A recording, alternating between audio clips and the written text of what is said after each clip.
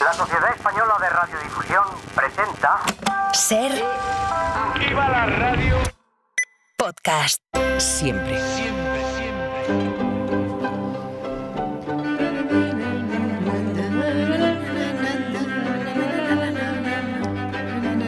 Hola Nieves, buenas tardes. ¿Qué tal? Buenas tardes, Carlas. Bueno, hoy nos vamos a la guerra, directamente. Sí. Empezamos semana, la penúltima semana de esta temporada, por cierto, con una de las invasiones más sonadas de todos los tiempos, la invasión de Egipto, por parte de Napoleón, invasión que pasó a la historia, entre otras cosas, por aquella frase tan peliculera de desde estas pirámides 40 siglos de historias contemplan. Bueno, luego iremos con la frase. Bueno, 40 siglos, al cabo de un rato un montón de muertos y una campaña militar que tuvo de todo y no todo bueno, porque ya se sabe que las invasiones las carga el diablo. A esas sí, sobre todo cuando las organizaba Napoleón. Sí. Lo de hoy es un complemento a otro acontecido que no sé si recordarás, a no ser que escucharas el podcast, porque lo contamos Marta del Vado y yo, cuando el equipo estabais viajando a Ibiza.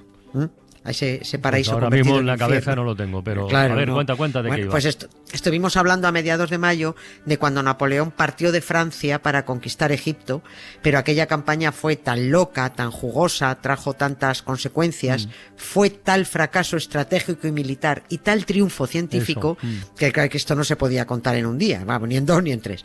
Así que aprovechando que el 1 de julio de 1798 aquella flota que partió de Francia, la flota invasora de Napoleón, llegó a Alejandría, pues hoy retomamos el tema.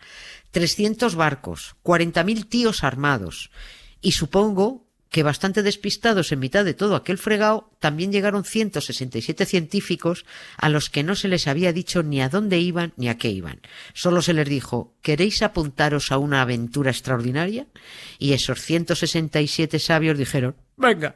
All the old paintings on the tomb, they do the sand dance, don't you know? If they move too quick, they're falling down like a domino. All the bazaar men by the Nile, they got the money on a bet. Gold crocodiles, they snap their teeth on your cigarette. Foreign types with the hookah pipes say, way-oh, way-oh, way-oh, way-oh. Walk like an Egyptian. A ver, por partes. ¿La llegada a Alejandría cómo fue? ¿Complicada, fácil, difícil? No, fue facilita. Un poco de bronca y ya está. Los de la zona estaban ahí como desganados. No tenían ganas de discutir o muy poquitas ganas. Tampoco es que 300 barcos puedan llegar de repente para pillar por sorpresa a nadie. Y de hecho los espías otomanos que había en la zona sabían que los franceses estaban viniendo y las intenciones invasoras que traían. Pero bueno, apenas se organizaron una movilización. Hablo de los otomanos porque Egipto no era un país independiente, pertenecía al Imperio Otomano. Imperio Otomano, sí. A los turcos. Aunque los turcos no mandaban nada. La zona estaba controlada desde hacía siglos ahí por los mamelucos. Los mamelucos, una casta de guerreros mercenarios muy bestia, muy brutos. Los mamelucos reconocían al sultán otomano, el que estaba ahí empadronado en Estambul, lo reconocían como dueño y señor, y le pagaban anualmente un tributo. Y a cambio, los mamelucos tenían autonomía y mangoneaban Egipto con total independencia. Es decir, el problema para Napoleón en la invasión de Egipto no eran los otomanos, sino los mamelucos, que habían convertido Egipto en su reino feudal. Los mamelucos eran descendientes de antiguos esclavos, que eran unos tíos muy brutos, con muy mala leche, eran guerreros fieros y eran excelentes jinetes.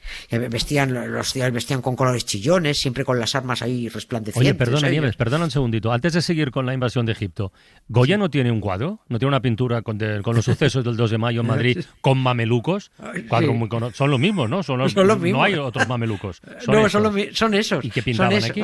Bueno, verás, los mismos que se encontró Napoleón en Egipto y a los que combatió estuvieron dando caña por las calles de Madrid. Dos de los cuadros más célebres de Francisco de Goya, efectivamente, son dos escenas del Mayo madrileño. Uno son los famosos fusilamientos del 3 de mayo y el otro que se titula La carga de los mamelucos en la Puerta del Sol o el 2 de mayo de 1808 en Madrid. Es una pintura en la que se ve a unos guerreros árabes a caballo vistiendo bombachos, chalecos, arreando ahí espadazos. Claro, dices, ¿qué pintaban esos mamelucos en pleno centro de Madrid si se supone que los madrileños estaban pegando con los franceses? Bueno, pues tú responderás a esta pregunta, pero creo que es un buen momento para recordar o para insistir en que los madrileños se estaban enfrentando a los franceses y y a los mamelucos, porque el ejército español valeroso, entre comillas, como se estaba acuartelado y con orden de no intervenir. Claro, qué morro Claro. tienen. Es que es alucinante. Siguen celebrándolo. Los políticos y los militares y los curas cada 2 de mayo siguen recordando los sucesos de Madrid y fueron ellos los que dejaron tirados a los madrileños, cumpliendo órdenes de los Borbones. Sí, sí, sí. No movieron un dedo, ni el 2 de mayo, ni impidieron los fusilamientos de los días 3 y 4. Y ahora salen a celebrar la masacre. Y digo también lo de los curas porque recordemos también que la Iglesia regañó a los madrileños por haber salido a armar bulla y a molestar a los franceses. Tiene narices. Bueno, pues resulta que los mamelucos... A ver, sí.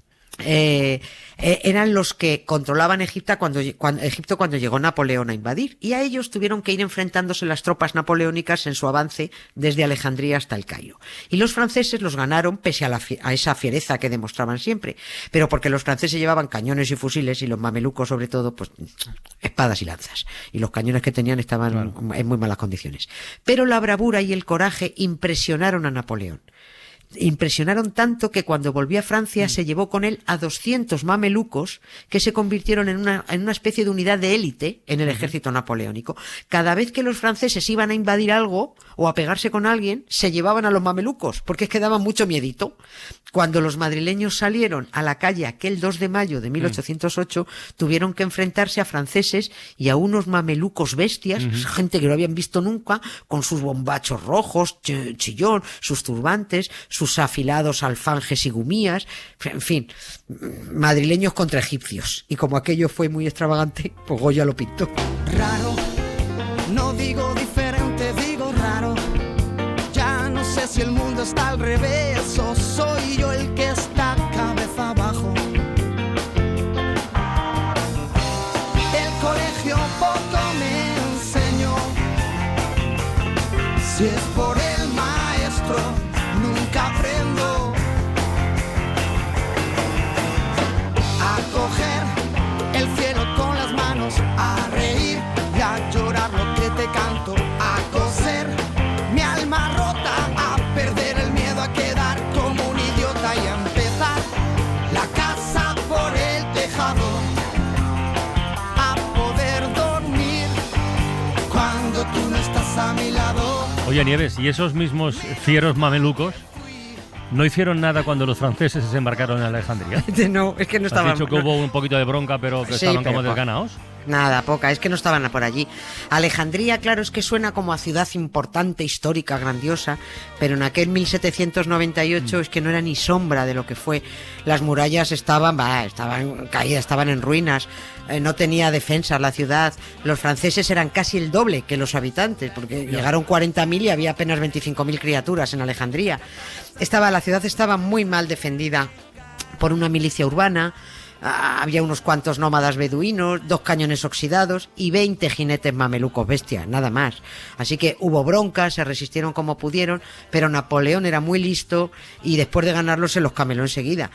En cuanto tomó Alejandría, se marcó un discurso conciliador, dijo que el Islam era estupendo y que podían, por supuesto, seguir a su bola, la religión le traía al pairo, y les vendió la película de que aquello no era una invasión.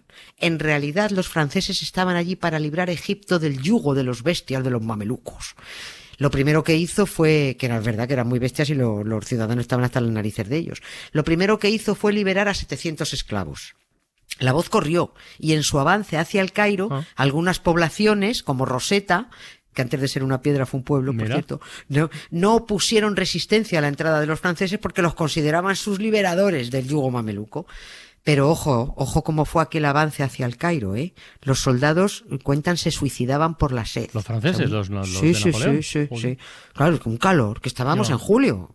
Ya, pero entonces la famosa batalla de las pirámides que comentaba yo al principio, esa sí fue contra los mamelucos, ¿no? Sí, esa es la gorda. Sí, que esta es la batalla gorda. Vale. En Alejandría apenas había, pero vamos, sí, ya estaban más organizados cuando fueron bajando hacia el Cairo.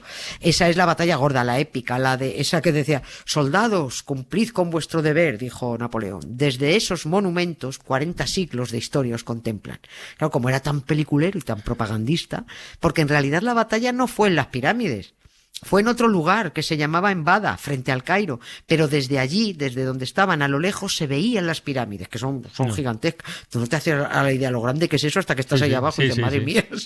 Bueno, y como Napoleón tenía ojo a futuro, dijo: esto se va a quedar para la historia como la batalla de las pirámides, porque la batalla de Embada, esto no suena a nada, esto va a ser la batalla de las pirámides. Así que, aunque no estaban en Giza, en la explanada de las pirámides, sino muy lejos, hizo referencia a las pirámides con eso de 40 siglos os contemplan. Y sí, pese a que los mamelucos eran más y más brutos, con más artillería, pero artillería también más cutre, los franceses les dieron una paliza porque los mamelucos eran unos desorganizados, eran muy caóticos, atacaban a lo bestia, pero a lo loco, y enfrente tenían a un ejército disciplinado, organizado, una infantería agrupada ordenadamente, con las bayonetas ahí bien caladas, se organizaban en cuadros para ensartar a los mamelucos como aceitunas, en fin. Los franceses se merentaron a los mamelucos en un par de horas, ¿eh? Y cuando entraron al Cairo, ¡ay, madre mía, la que se encontraron ahí! Como escribió un general a un amigo, jamás lograría describirte el horrible país que fuimos a conquistar. O sea, para entendernos que el exótico y milenario esplendor de los egipcios no aparecía por ninguna parte ahí. ¿Qué va? Ese esplendor en realidad lo empezó a poner en el mapa Napoleón. Con él empezó la egiptomanía, y gracias a sus 167 sabios, de los que no nos queda tiempo para hablar, pero que fueron los que se encargaron de descubrir el brillante Egipto preislámico, rescataron joyas arquitectónicas que estaban apabulladas ahí entre construcciones del momento, modernas entonces, claro, y a partir de templos medio derruidos y pirámides semienterradas, imaginaron, documentaron, rescataron el antiguo esplendor con dibujos de una precisión casi fotográfica, lo apuntaron todo. Pero el Cairo, cuando entró Napoleón, aquello era un basurero poblado por 250.000 personas. Alguien describió la ciudad con estas palabras: calles estrechas, sin pavimentar y sucias, casas oscuras, a menudo en ruinas, incluso los edificios públicos parecen mazmorras, las tiendas son poco mejores que los establos, el aire está lleno de polvo y del hedor a basura. Pues qué planazo, ¿eh? Sí. Aquello por lo visto era tremendo, en eso coinciden todos. Hay que reconocerlo porque Napoleón puso el Cairo en orden, hasta instaló alumbrado público, organizó recogida de basuras, construyó hospitales. Era un tipo muy listo y supo arrimarse a los cairotas. Hasta se vestía de árabe y de vez en cuando decía eso de en el nombre de Alá, clemente y misericordioso, y ya está, porque tú a los fans les nombras a sus dioses y te los metes en el bolsillo. Ahora bien, quedaba lo peor, quedaba el desastre, quedaba la travesía del desierto hacia Siria, quedaba decir aquello de quién coño nos mandaría a invadir Egipto.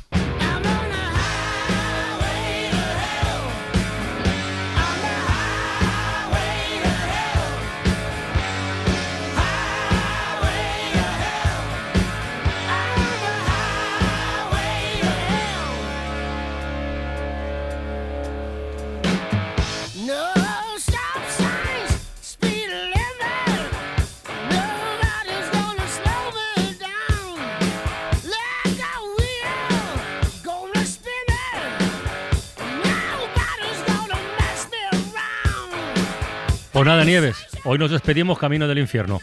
Pero mañana volveremos, ¿eh? Que conste. Volveremos. Venga, un beso, Nieves. Adiós. Gracias, Carlas. Para no perderte ningún episodio, síguenos en la aplicación o la web de la SER, Podium Podcast o tu plataforma de audio favorita.